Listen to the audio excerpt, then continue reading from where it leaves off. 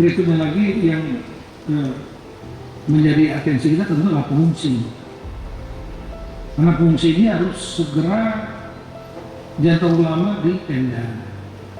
Baik yang rumahnya rusak ringan, rusak sedang, rusak berat atau yang bahkan hilang. Untuk itu perlu dilakukan perlakuan kepada mereka. Saya sampaikan ya aku terima kasih banyak ya sebesar-besarnya atas pemberian rumah Hundara bisa kita buat ini tinggal yang untuk sementara ya buat biar kita jangan tidur di mana-mana ya kan tetap untuk tempat tinggal tetap di situ ya misalnya kan. Maka saya yakin kami di Tapsel dengan falsafah Dalian Natolu adat budaya yang masih sangat kuat di Tapsel, saya yakin Tapsel ini akan pulih lebih cepat dan bangkit lebih kuat.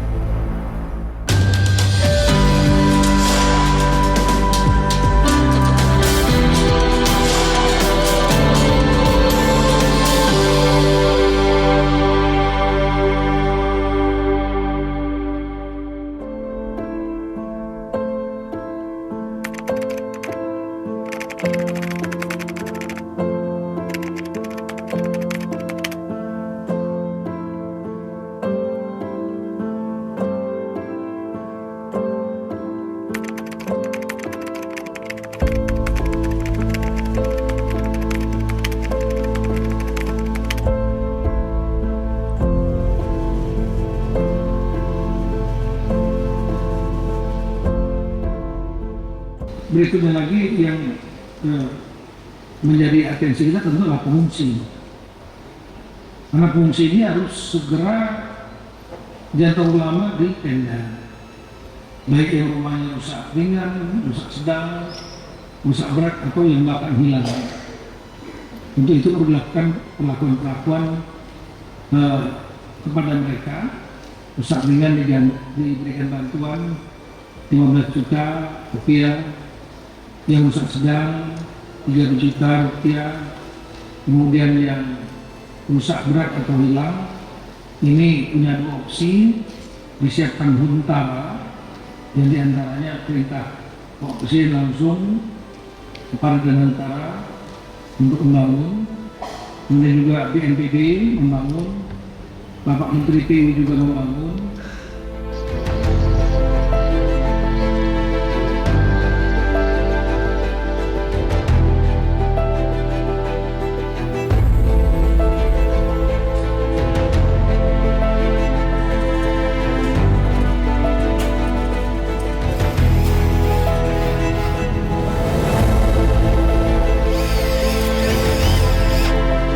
Dan rencananya dalam waktu 3 bulan ke depan insya Allah kita bisa menyelesaikan 15.000 rumah yang terbagi di 3 provinsi, Aceh kurang lebih 12.000 unit, kemudian ada di Tapanuli Selatan dan Tapanuli Tengah itu kurang lebih 2.000 unit, dan Sumatera Barat 500 unit. Dan ini berdiri yang kami bangun di lahan PTPN yang sudah kami lakukan land clearing, Bapak Presiden. Bersama itu juga ukuran luasnya kurang lebih 4,5 kali 4,5 meter persegi per unit atau kurang lebih 22 meter per unit, Bapak Presiden. Dan dalam proses pembangunan ini kita memperkerjakan 24 jam 1.635 orang yang terdiri dari pekerja BUMN karya, ada Hutama Karya, ada Waskita Karya, Widya Karya, PP, Didya Karya, dan juga Adi Karya.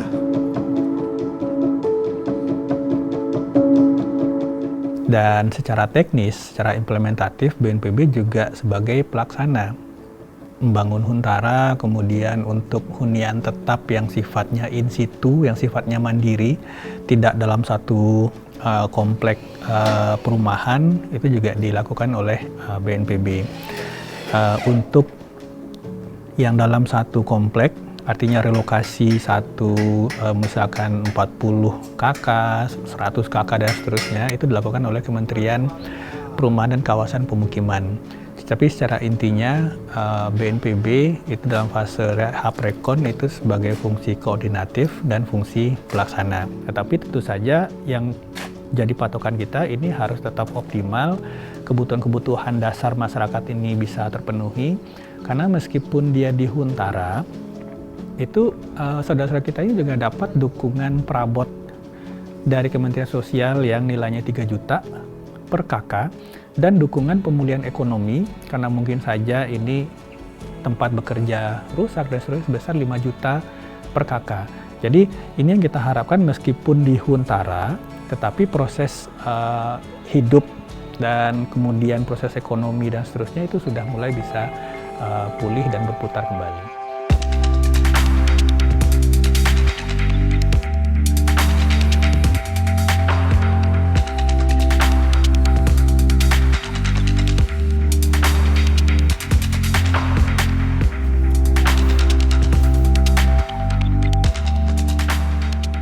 Jadi ini udah dilengkapi oleh kipas ranjangnya, terus tempat lemari dan kipas angin.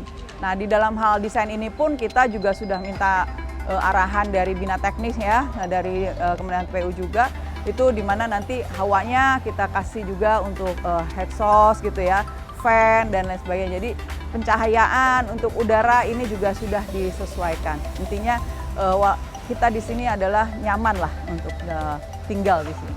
Oh, ini dilengkapi semua, Mbak. Jadi sanitasinya itu kita juga ada IPAL-nya, air minumnya juga kita ada khusus juga di sini gitu ya. Disiapkan juga kan sumur bor ya di sini ya. IPAL-nya juga kita siapkan. Ini juga PLN-nya kita juga udah kerjasama dengan PLN. Jadi semua lengkap, mungkin WiFi juga kita akan siapkan juga. Jadi insya Allah fasilitas di sini lengkap. Ada juga untuk olahraga ya. Di sini kita siapkan juga lapangan mini soccer lah ya, futsal, mini soccer, juga bisa untuk volley dan lain sebagainya, dan taman bermain anak ya, terus juga ada rumah untuk konseling ya, terus ada musola gitu ya. Jadi semuanya insya Allah ini udah kayak kompleks rumah tinggal, perumahan ya, itu lengkap, udah ada semuanya nih. Jadi intinya kita ingin orang itu nyaman tinggal di sini dan merasa homey lah.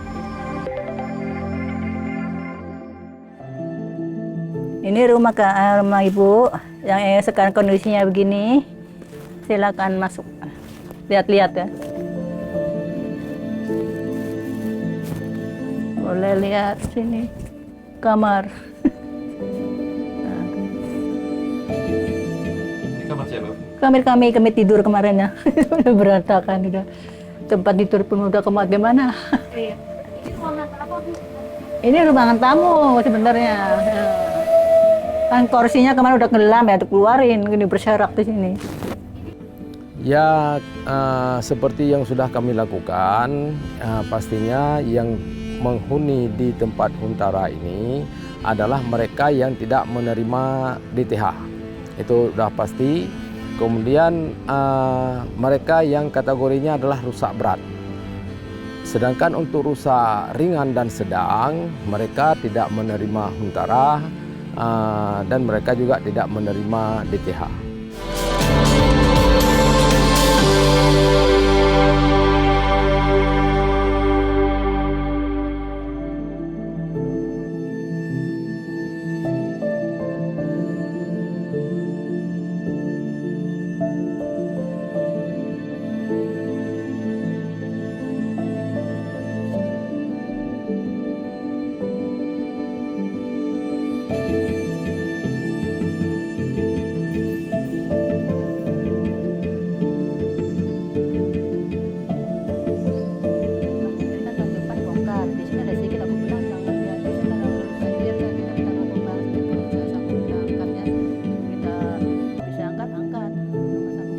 Ini rumah Ibu yang sekarang kondisinya begini.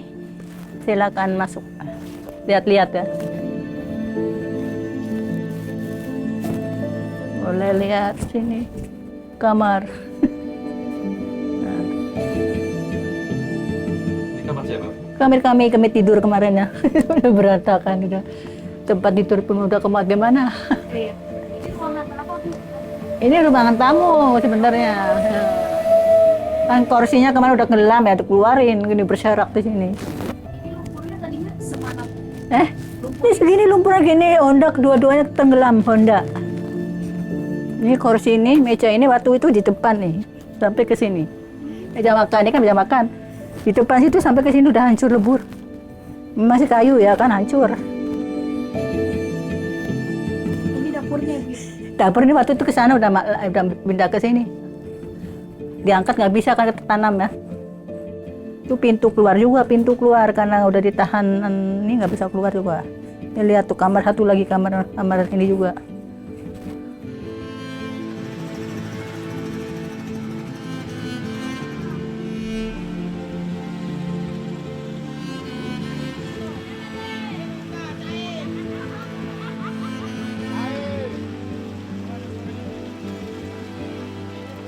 Saya sampaikan ya aku terima kasih banyak ya sebesar-besarnya atas pemberian rumah Hundara bisa kita buat ini tinggal yang untuk sementara ya buat biar kita jangan tidur di mana-mana ya kan tetap untuk tempat tinggal tetap di situ ya misalnya kan biar kita bisa dapat rumah bantuan ya rumah untuk tetap ya kan kalau di rumah kami sendiri nggak bisa tempati ya udah bagaimana ya kan. Muka-muka ya cepat siap ya rumah-rumah itu ya, rumah yang tetap tuh ya.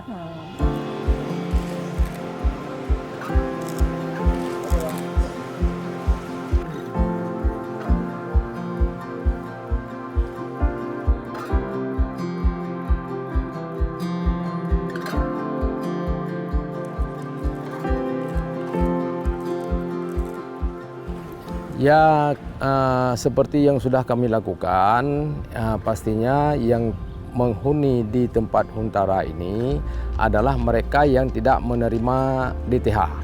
Itu sudah pasti. Kemudian mereka yang kategorinya adalah rusak berat.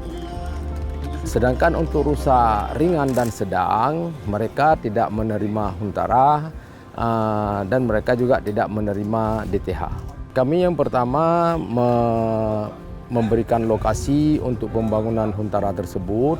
Kemudian kami juga ikut melihat sampai di mana sudah proses pelaksanaannya. Kemudian sesudah itu pihak yang membangun menyerahkan kepada kami pemerintah Kabupaten Pidijaya. Baru kami memberikan dan memfasilitasi untuk masyarakat yang perlu menempatin kepada Huntara-Huntara tersebut.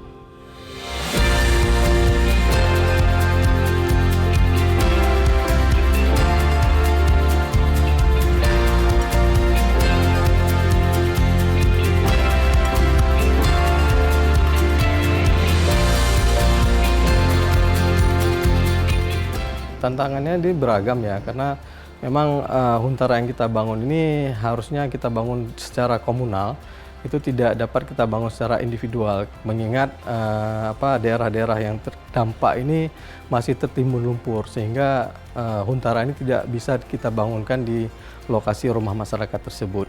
Sehingga kita harus mencari tanah-tanah yang mungkin agak luas untuk dapat dibangunkan Huntara dalam jumlah yang banyak.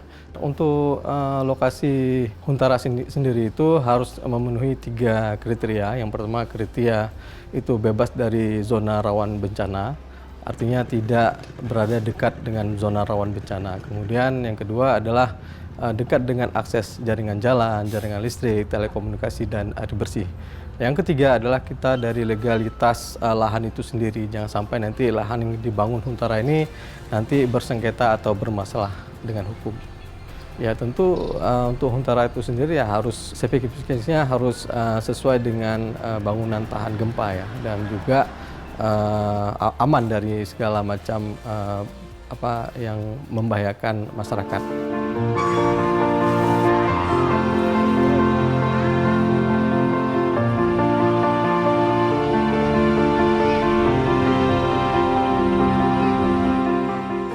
Berapa lama korban yang akan tinggal di Huntara, kita juga itu akan kita usahakan lebih cepat untuk mereka akan tinggal di Huntap supaya mereka bisa lebih bisa lebih beraktivitas yang maksimal dan lebih nyaman tinggal di Huntap yang akan dibangun oleh pemerintah pusat.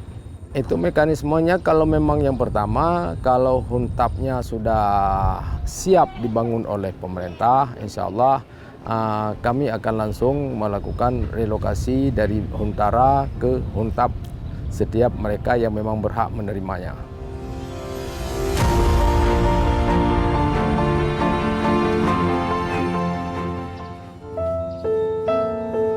Kalau melihat hunian sementara ini, kami banyak mengucapkan terima kasih.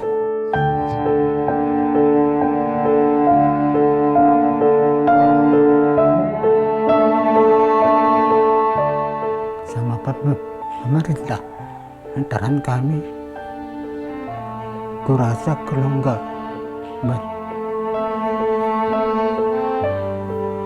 bantuan pemerintah, kita bagaimana lah nasib kami, terutama kami yang sekampung. Hunian sementara yang kita bangun itu adalah berdekatan dengan lokasi pembangunan huntapnya, sehingga nanti pada pergeseran mereka dari huntara ke huntapnya itu tidak terlalu jauh dan tidak merepotkan.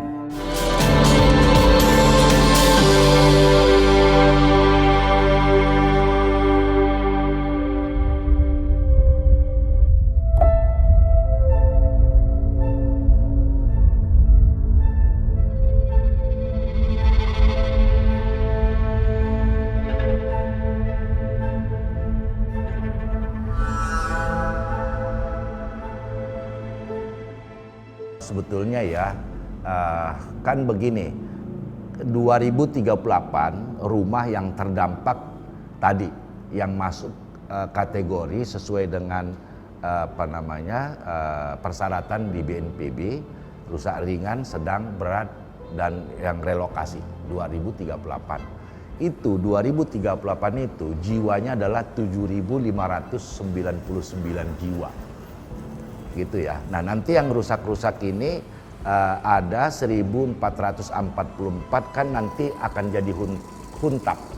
Ini angkanya kan berbeda gitu ya, karena yang 2038 itu ada yang huntara 717 unit, selebihnya itu adalah DTH, dana tunggu hunian. Karena ini pilihan, nggak boleh dapat dua-dua gitu ya.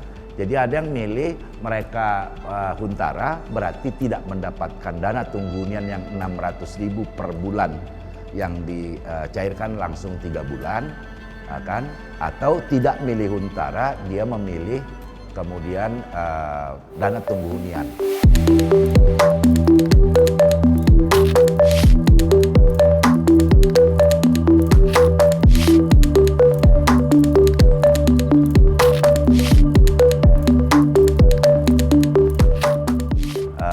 Ada 2 konsep, ada yang setiap unitnya ada kamar mandi, itu seperti apa yang di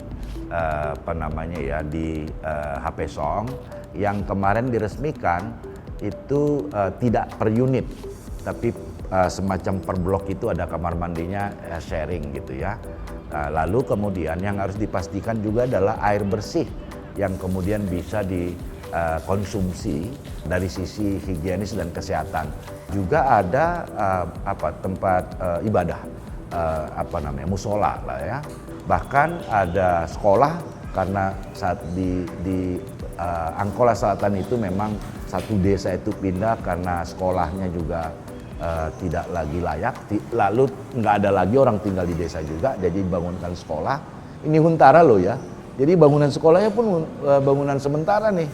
Bahkan ada lapangan olahraga, lapangan futsal dibangun oleh teman-teman dari BNPB. Saya kira sangat layak, dari semua sisi kesehatan juga saya pikir juga sangat baik gitu. Ya.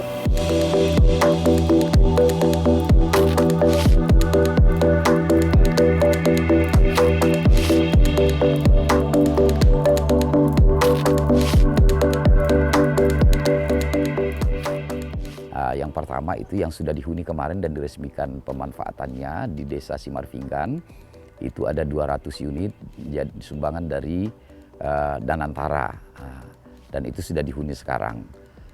Kemudian sekarang juga lagi berproses finishing pembangunannya di Desa Napa, itu sebanyak 245 unit, merupakan partisipasi dari Kementerian PU, sementara yang dibangun oleh Danantara maupun dari PU itu sudah menjadi paket lengkap.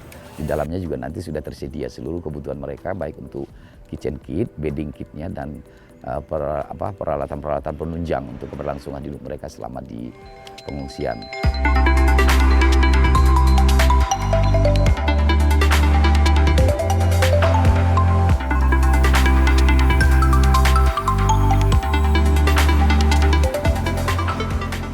Hunian sementara yang kita bangun itu adalah berdekatan dengan lokasi pembangunan huntapnya, sehingga nanti pada pergeseran mereka dari huntara ke huntapnya itu tidak terlalu jauh dan tidak merepotkan.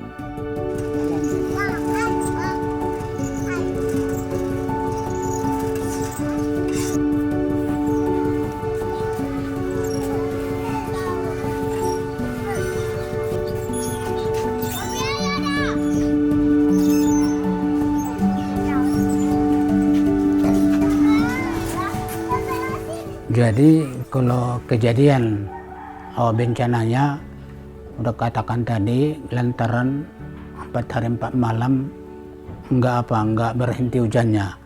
Tiba-tiba tanahnya retak. Kampung kami itu amblas dia ke bawah. Pertama nggak berapa-apa, paling setengah meter. Kira-kira berjangka 2 minggu lebih, maka kampung kami itu rata-rata rumah udah nggak nampak lagi badannya, cuma atapnya yang nampak. Maka menurut anjuran pemerintah, seharusnya yang kena bencana, yang dampak dari desa Tandiat seharusnya bertempat tinggal di hunian sementara. Kalau melihat hunian sementara ini, kami banyak mengucapkan terima kasih.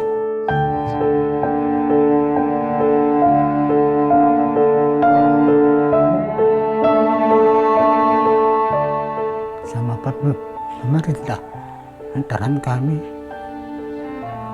kurasa kalau enggak bantuan pemerintah entah bagaimana lah nasib kami, terutama kami yang sekampung. Makanya aku selaku pemuka masyarakat ataupun tokoh masyarakat di desa kami, aku pun pusing. Maka kadang-kadang orang itu bertanya sama saya, macam mana kelanjutan kehidupan kita ke depan. Kata orang itu, kita serahkan sajalah ke pemerintah. Mungkin susah kita memikirkannya, lebih susah lagi pemerintah memikirkan kita. Maka kita tunggulah apa saran ataupun peran pemerintah sama kita gitunya. Kalau aku melihat, biarpun MCK-nya, biarpun tempat musolanya, apalagi yang lain-lain, kurasa udah cukup daripada yang biasa. Lantaran ini kan berkelompok-kelompoknya ini, apalagi kami kan lorong satu ini dibikin apanya, MCK, kamar mandinya, begitu pula musolanya. Jadi yang kelompok yang itu pun udah disediakan. Kira-kira tiap kelompok udah disediakan fasilitas, biarpun umum, biarpun artinya kebutuhan untuk sehari-hari. Nggak kuat pasti menghadapi ini secara sendiri.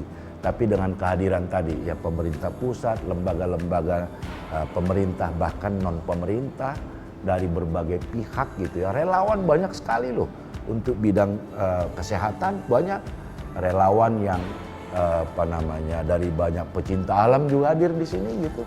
TNI luar biasa kehadirannya membantu kita di sini, demikian juga Polri gitu. Saya kira memang itu adalah ciri keindonesiaan kita yang semangat gotong royongnya sangat kemudian kuat. Karena itu maka saya yakin kami di Tapsel dengan falsafah Dalian Natolu, adat budaya yang masih sangat kuat di Tapsel, saya yakin Tapsel ini akan pulih lebih cepat dan bangkit lebih kuat.